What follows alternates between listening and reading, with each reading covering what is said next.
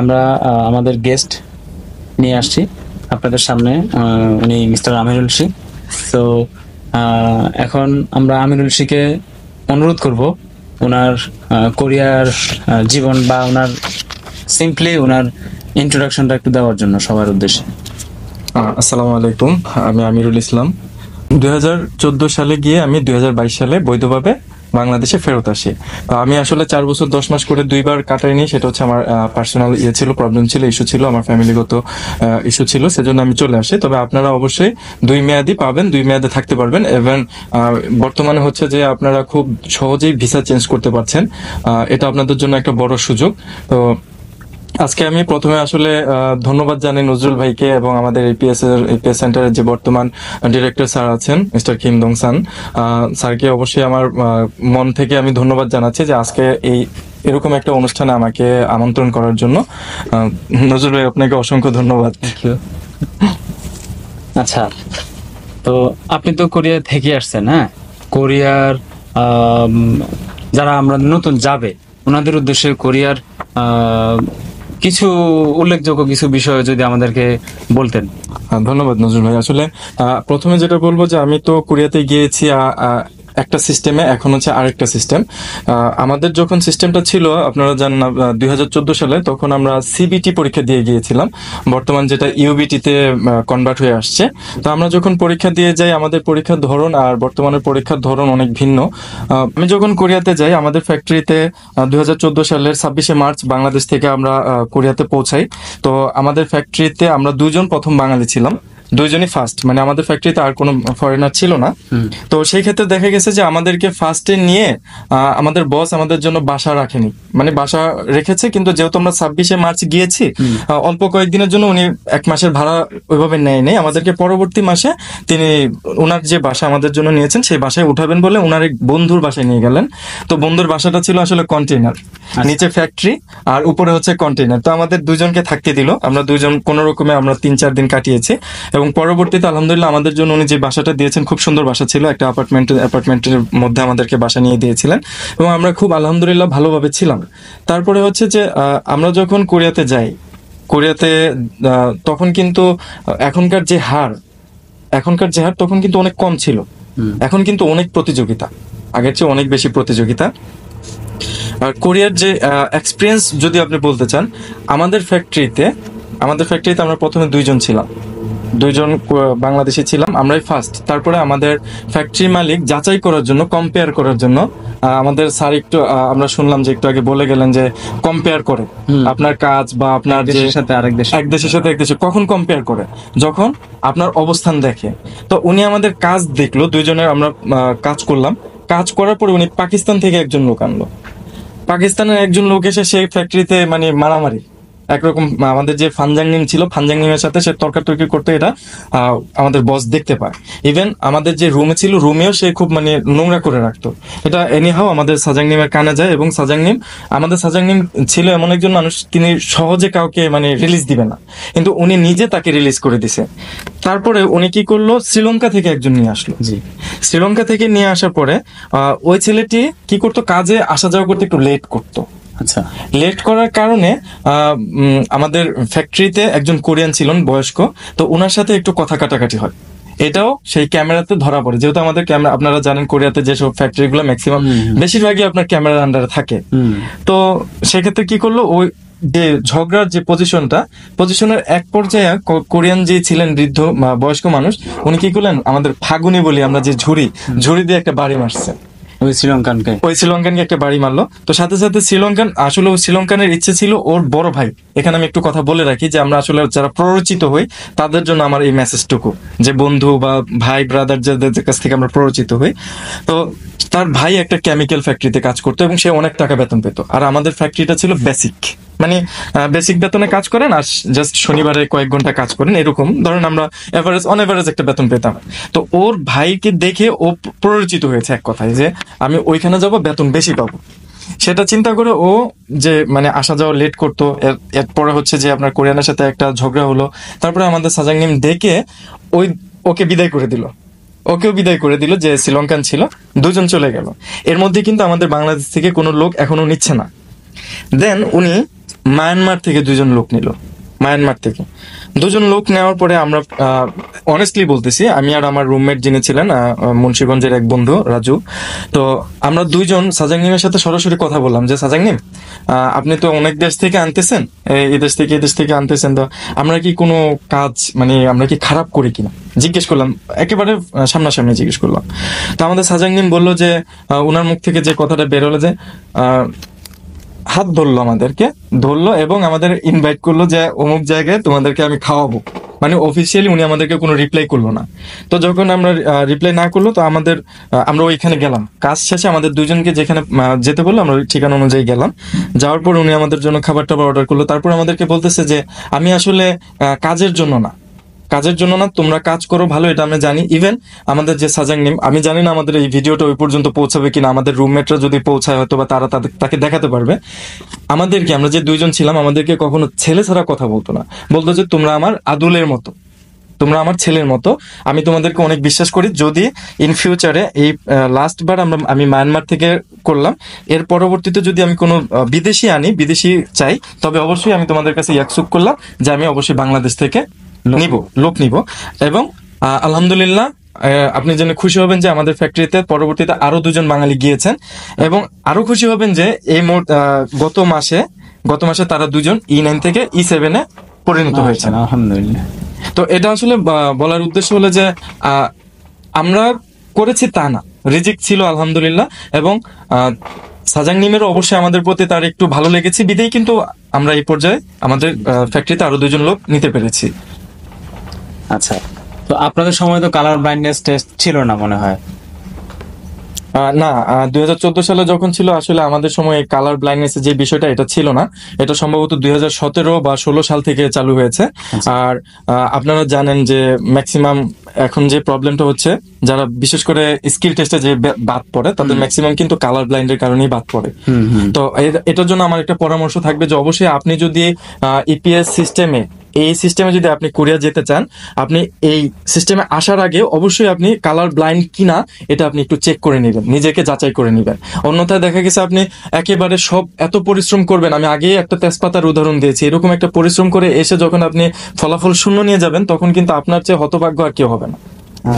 তো এখন তো আরো নতুন 2টা সেক্টর সহ মোট টোটাল 4টা সেক্টর থেকে লোক নিচ্ছে এখন। সো সেই হিসাবে মানুষের কি রকম প্রিপারেশন আছে বলে আপনি মনে করেন পরীক্ষার? আসলে আপনারা অনেকে জানেন যে আমি গত বছর থেকে ইউবিটি পরীক্ষার হলে আলহামদুলিল্লাহ খণ্ডকালীন ইন্টারপ্রেটার হিসেবে কাজ করছি। তো সেই সুবাদে আমি যেটা বুঝি বা আমার যেটা মতামত, আমরা আগে জানতাম যে গত বছরের 2022 সাল পর্যন্ত শুধুমাত্র আমাদের দেশ থেকে ম্যানুফ্যাকচারিং একটা কোটাতে লোক যেত। তো আলহামদুলিল্লাহ গত বছর থেকে এটা 2টা কোটা শিপ বিল্ডিং প্লাস করা হয়েছে।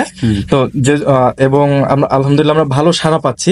ইভেন আর 2024 সাল থেকে নতুন ভাবে এসেছে আমাদের আরো 2টা, একটা হচ্ছে ফিশারিজ এবং কনস্ট্রাকশন, এই 2টা আমাদের মধ্যে যোগ হয়েছে। বয়সেলকে এই জন্য অবশ্যই আমি আমার পক্ষ থেকে এবং সমস্ত যারা ইপিএস কর্মী আছেন সবার পক্ষ থেকে এইচআরডি কোরিয়া ইপিএস সেন্টার এবং বয়সেলকে অসংখ্য ধন্যবাদ জানাচ্ছি। আপনাদের আপ্রাণ প্রচেষ্টার কারণে আমরা দিন দিন এগিয়ে যাচ্ছি আলহামদুলিল্লাহ, কোটা বৃদ্ধি পাচ্ছে। ম্যানুফ্যাকচারিং এর যে বিষয়টা আমি যেটা আগে থেকে চলে আসছে, আমাদেরকে 22টা প্রশ্নের আনসার করতে হবে। 22টা প্রশ্নের আনসার করতে হবে বলতে মানে 22টা প্রশ্নের আনসার আপনাকে এক্সাক্ট দিতে হবে। এটা হচ্ছে যদি আপনি 2.5 করে করেন তাহলে হচ্ছে আপনার 55। এই 55 মার্ক যদি আপনি উঠান তাহলে আপনি হচ্ছেন পাস, মানে আপনি কিন্তু চলে যাচ্ছেন না, এটা হচ্ছে আপনার পাস মার্ক।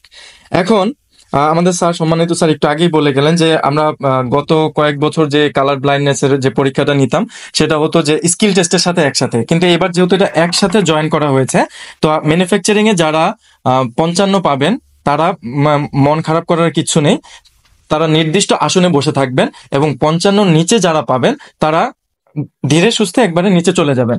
55 এবং 55 থেকে উপরে যারা ম্যানুফ্যাকচারিং এর পরীক্ষার সময় পাবেন তাদেরকে আমি অনুরোধ করবো আপনারা যার যার আসনে অবশ্যই বসে থাকবেন এবং আপনাদের পরীক্ষা পর্যায়ক্রমে শুরু হবে। বাকিরা অবশ্যই ঠান্ডাভাবে চলে যাবেন, আস্তে আস্তে ধীরে ধীরে চলে যাবেন।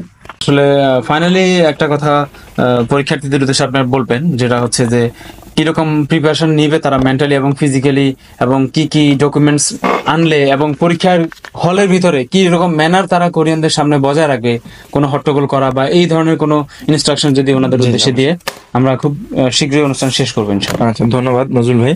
আসলে যেটা বলা যায়, আমি যেহেতু গত বছর থেকে এখানে আছি, তো আলহামদুলিল্লাহ আমার কিছুটা এক্সপিরিয়েন্স হয়েছে যে আমাদের দেশের আমরা যে মানুষ, আমাদের মধ্যে কিছু বৈষম্য আছে। বৈষম্য বলতে আমি আসলে এক একজনের বৈষম্য বলা যাবে না, এটা হচ্ছে যেমন মানুষের মধ্যে পার্থক্য, যে বৈশিষ্ট্য, এক একজন মানুষের এক একটা বৈশিষ্ট্য। তো আপনি একটা পরীক্ষার হলে যাবেন, প্রথমত আমি যেটা বলবো, অবশ্যই আপনাকে মেন্টালি এবং ফিজিক্যালি, কোরিয়ার জন্য আপনি যদি যোগ্য হতে চান, অবশ্যই মেন্টালি ফিজিক্যালি আপনাকে ফিট থাকতে হবে। আপনি যদি মুসলমান হন বা অন্য ধর্মের যাই হন, আপনাকে একটা জিনিস বিশ্বাস করতে হবে, রিজিকের উপর বিশ্বাস করতে হবে। আপনি পরীক্ষার হলে এসে মাথা ঘুরায় পড়ে যাবেন বা রাস্তাঘাট আপনি রাস্তা চিনবেন না, এই ধরনের কোনো আপনার মধ্যে যাতে প্রবলেম না থাকে। আপনাকে অবশ্যই আপনি যখন পরীক্ষার হলে আসবেন, আপনার মূল পাসপোর্ট কিন্তু অবশ্যই নিয়ে আসতে হবে। আমি এমনও অনেককে দেখেছি যে পাসপোর্ট আনে নাই, এসে পা ধরে বসে আছে যে আমাকে পরীক্ষা দেওয়ার সুযোগ দেন। আসলে ভাই এখানে আমাদের কোনো করা যাবে না, সুযোগই নেই। রাখবেন সবাই, এটা অবশ্যই সবাই মাথায় রাখবেন যে পাসপোর্ট, অরিজিনাল পাসপোর্ট ছাড়া আপনি কোনোভাবেই পরীক্ষার হলে প্রবেশ করতে পারবেন না। কোরিয়ান কর্তৃপক্ষ সেটা দিবে না। এটা আমাদের আসলে কিছুই করা থাকবে না। হ্যাঁ, তারপরে হচ্ছে যে আপনার যে প্রবেশপত্র, অ্যাডমিট কার্ড। আপনি একটা পরীক্ষার হলে, আপনি এসএসসি সর্বনিম্ন আমাদের পাস ধরা হয়েছে, নজরুল ভাই এসএসসি পাস, তার মানে আপনি অবশ্যই একটা বোর্ড পরীক্ষায় অংশগ্রহণ করেছেন, তার মানে আপনি জানেন যে আপনাকে একটা প্রবেশপত্র নিয়ে প্রবেশ করতে হবে। আপনাকে অবশ্যই প্রবেশপত্র এবং অরিজিনাল পাসপোর্ট নিয়ে নির্ধারিত পরীক্ষার দিন আপনি সুন্দরভাবে, পরীক্ষা চলার অন্তত পরীক্ষা শুরুর 2 ঘন্টা পূর্বে আপনাদের নির্ধারিত যে জায়গা প্রবাসী কল্যাণ ভবন, ওটার নিচে রাস্তার অপোজিট পাশে অবশ্যই আপনারা চলে আসবেন। আর কারণ হচ্ছে আপনাদের পরীক্ষা শুরু হওয়ার আগে আপনাদেরকে কয়েকবার ইনস্ট্রাকশন দেওয়া হবে। প্রথম ইনস্ট্রাকশনটা দিবে আমাদের বোয়েসেল কর্তৃপক্ষ, আপনাদেরকে খুব ভালোভাবে বুঝিয়ে দেন, ওনারা অনেক পরিশ্রম করেন, আপনারা জানেন। তারপরে আপনারা ভুল করেন, এই জন্য আমাদের মতো বাঙালি যারা আছি, আমরা ইন্টারপ্রেটার হিসেবে আপনাদেরকে আরো একবার বোঝানোর চেষ্টা করি। তো যেটা হচ্ছে যে সেখানে আপনারা প্রথমে মনোযোগ দিয়ে শুনবেন। এর আগে আপনারা জানেন আমাদের পরীক্ষাগুলো হতো 2টা রুমে। এবার আলহামদুলিল্লাহ এবছর থেকে আমাদের পরীক্ষার হল রুম বর্ধিত করা হয়েছে। তো আপনারা সুন্দরভাবে শুনবেন যে আপনার সিরিয়াল কত নাম্বার এবং আপনি কোন ফ্লোরের কোন রুমে আপনার পরীক্ষা হবে। এটা হয় কি, আমি অনেককে দেখেছি নজরুল ভাই, যে পরীক্ষার হলে এসে এক রুমে না গিয়ে অন্য রুমে চলে যায়, সেখানে সময় ক্ষেপণ হয়। ইভেন আমাদেরকে বলা আছে যে যদি 1 মিনিটও লেট হয় তাহলে কিন্তু আমরা পরীক্ষার হলে ঢুকতে দিতে পারি না। এটাও কিন্তু আমাদের কাছে ইনস্ট্রাকশন আছে। তখন আমাদের কাছে বাঙালি হিসেবে আমাদের কাছে খারাপ লাগে যে আমরা ঢুকতে দিতে পারছি না। কোনোভাবেই দেরি করা যাবে না, এবং ট্রাফিক জ্যামের এক্সকিউজ কোনোভাবেই চলবে না, মানে পরীক্ষার দিন আপনার কোনো এক্সকিউজ চলবে না, এক কথায়। তারপরে কথা হচ্ছে যে আপনি অবশ্যই কোনো রকম কোনো ইলেকট্রনিক ডিভাইস, আপনি মোবাইল, ল্যাপটপ, ব্যাগ, এরকম বড় কাগজ কলম নিয়ে, স্মার্ট ওয়াচ, আপনারা অনেকে স্মার্ট মানুষ আমি জানি, স্মার্ট ওয়াচ, তারপরে হচ্ছে ইয়ারফোন, এগুলো নিয়ে আসেন। কোনোভাবে আপনারা এগুলো নিয়ে আসতে পারবেন না। কিন্তু একটা কথা হচ্ছে যে অনেকে চশমা পরেন, আপনাদের মধ্যে অনেকে চশমা পরেন, আপনারা কি করেন, খালি প্রশ্ন করেন যে ভাই চশমা কি করবো। আরে ভাই, চশমা তো আপনার নিত্য প্রয়োজনীয় জিনিস, এটা ছাড়া তো আপনি অচল, আপনাকে এটাতে কোনো প্রবলেম নাই। তারপরে ধরেন আপনার অনেকে ভোটার আইডি কার্ড নিয়ে আসে, ভোটার আইডি কার্ডটাও এখানে আমাদের প্রবলেম নিয়ে আসবেন, ওটা সমস্যা নেই। কিন্তু কোন রকম ইলেকট্রনিক কোনো ডিভাইস নিয়ে আপনি প্রবেশ করতে পারবেন না। তারপরে কথা হচ্ছে আপনারা যাবেন কোরিয়া যাওয়ার জন্য, আপনারা প্রস্তুতি নিয়ে আসছেন। আর আপনারা অবশ্যই জানেন যে আমাদের পরীক্ষার হলে আমাদের 2জন করে এক্সামিনার হিসেবে কোরিয়ান টিচার থাকেন আমাদের সাথে।